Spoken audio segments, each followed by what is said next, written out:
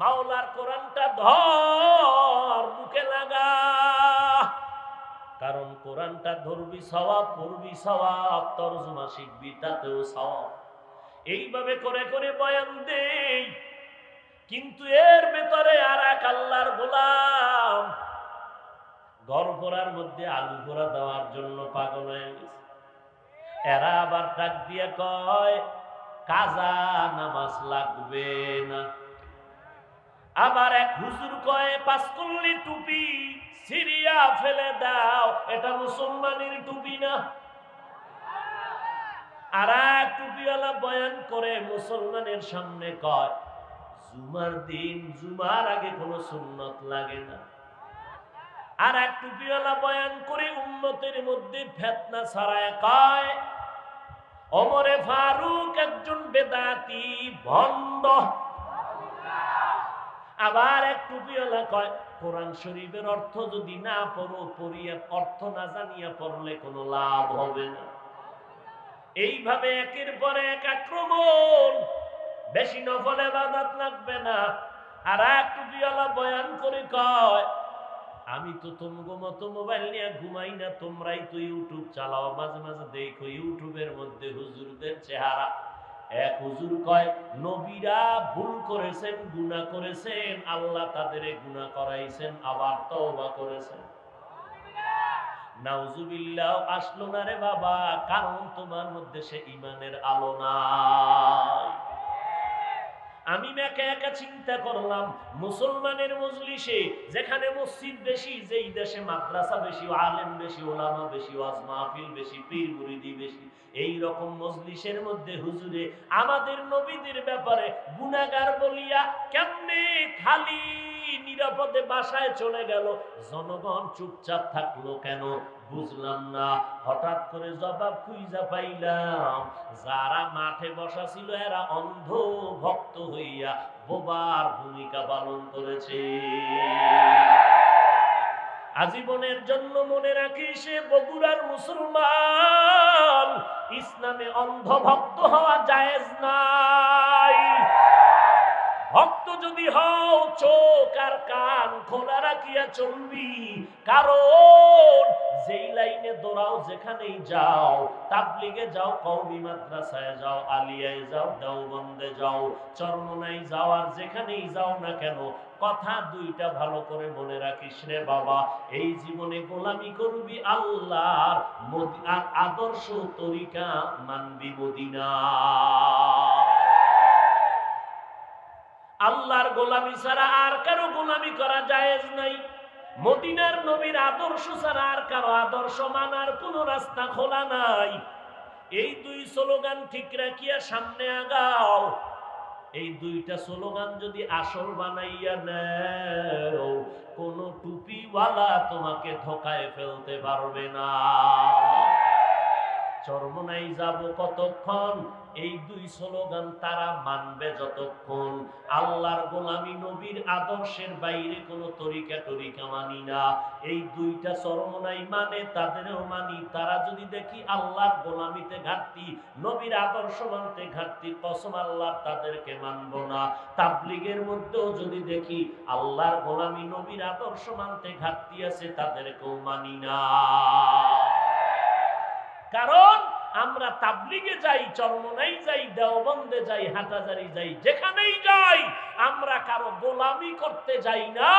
আমরা যাই মোহাব্বতের টানে। কিসের মোহাব্বত?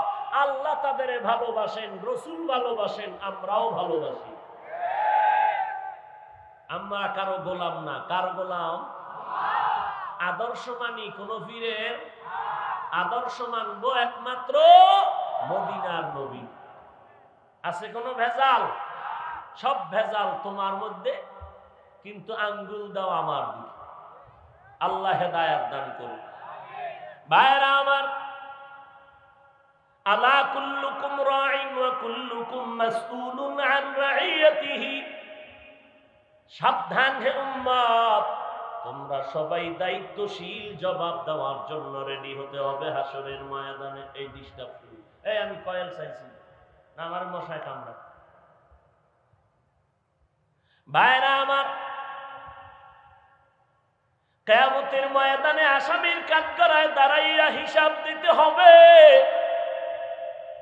এই ভয়টা নবীদের মধ্যে ঢুকছে, সাহাবায়ে কেরামের ভেতরে ঢুকছে, যে কারণে রাতের বেলা ঘুম নাই, খানা নাই, সারা রাত নামাজে দাঁড়ায় দাঁড়ায় কান্নায় জীবন কাটায় দিলেন। রবের দরবারে কেমনে দাঁড়াইয়া হিসাব দিব? আর আমগো কোনো চিন্তা আছে? وَأَمَّا مَنْ خَافَ مَقَامَ رَبِّهِ وَنَهَى النَّفْسَ عَنِ الْهَوَى فَإِنَّ الْجَنَّةَ هِيَ الْمَأْوَى। যারা হাসরের দিন রবের সামনে দাঁড়াইয়া হিসাব দেওয়ার ভয়ে গুনাহ থেকে নিজের নফসটাকে বাঁচাইবে, আল্লাহ বলেন আমি তারে শান্তির স্থায়ী ঠিকানা দিব, জান্নাতুল মাওয়া। हर के दारत खौफे हक दर दिल मदगम जन्नतुल मअवा देहद उरा मकाम जुज़बा हक चीज़े मखाअज इंसुजा फजले उ आमस्त दर जुमला जहां। আল্লাহর ভয় অন্তরে ঢুকাও।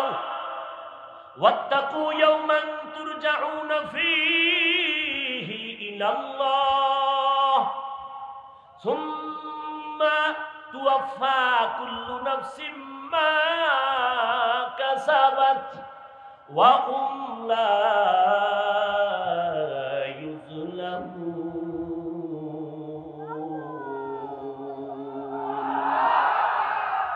এরে নবীর উম্মতের দল, ভয় করো ওই দিনকে, যেই দিন আল্লাহর কাছে সবাইকে দাঁড়াইয়া হিসাব দেওয়া লাগবে।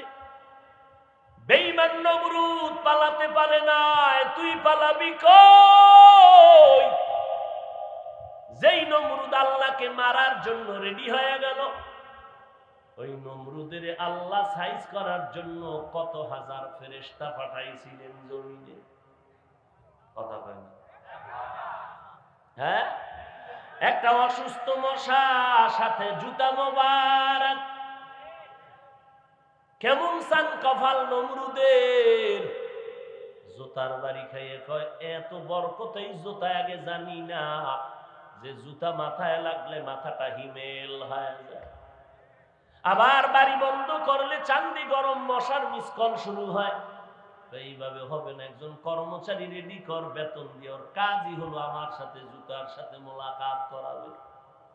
কর্মচারী জোরে মারবি বাড়ি, যত জোরে বাড়ি দিবি জুতা দিয়া বেতন বাড়ায় দিবি। এটা যেমন তেমন কপাল না, সবার কপালেই জুতা লাগে না, আর মাথাও ঠান্ডা হয় না। যত গরম মাথা জমিনের মধ্যে, বড় বড় গরম মাথা জুতা দিয়ে সাইজ করলেন, একটা গরম মাথা ডব্লিউ বুশ জুতার বাড়ি দিয়া ঠান্ডা করে দিয়েছে। কথা ঠিক নেই? কত খুশি জুতা খাইয়া। সাংবাদিকরা বললেন জুতা খাওয়ার পরে কাইফা হাল? নমরুদ কয় ডোন্ট মাইন্ড, এটা আমার গণতান্ত্রিক অধিকার, আমি কিছুই মনে করি না। কত বড় খুশি জুতার বাড়ি খাইয়া। এটা সবার কপালে হয় না। আল্লাহ বলেন বাহাদুরি করিস না, নমরুদের ধরছি, তোরে ধরতে আমার 1 সেকেন্ড লাগবে না। করোনারে দেইকা তুই ভয় পাও, এর থেকে বড় মহামারী আমার হাতে জমা। খবরদার, সময় আছে, তাড়াতাড়ি তওবা কর। মরণ থেকে যতই পালাও, মরণ তোমায় নিবে ঘিরি। যদিও শুধু আকাশ পানে লুকাও, সেথায় লাগিয়ে সিঁড়ি। নদী পথে নৌকা চালাও, ও মাঝি ভাই, বেলা ডোবার আগে আমি ওপার উঠতে চাই। ডুবে গেলে বেলা রে আর উঠে না, ভেঙ্গে গেলে মেলা রে আর জমে না। এরে আল্লাহর বান্দা, আল্লাহর দরবারে দাঁড়াইয়া জবাব দিতে হবে, পালাবার কোনো উপায় নাই। যদি কোনো বান্দা ফিডার ভয়ে কাছে সত্যটারে মিথ্যা বানায়, মিথ্যাটারে সত্য বানায়। আমগো জবানটারে আল্লাহ স্টপ করায় দিবে, বন্ধ করায় বলবে এবার তোর জবান বন্ধ কর। হাতকে বলবে হাত কথা বল, চোখ কথা বল, কান কথা বল, এইবার তুই সাক্ষী দে, তোর সাক্ষী নিয়ে বিচারের ফয়সালা দিব।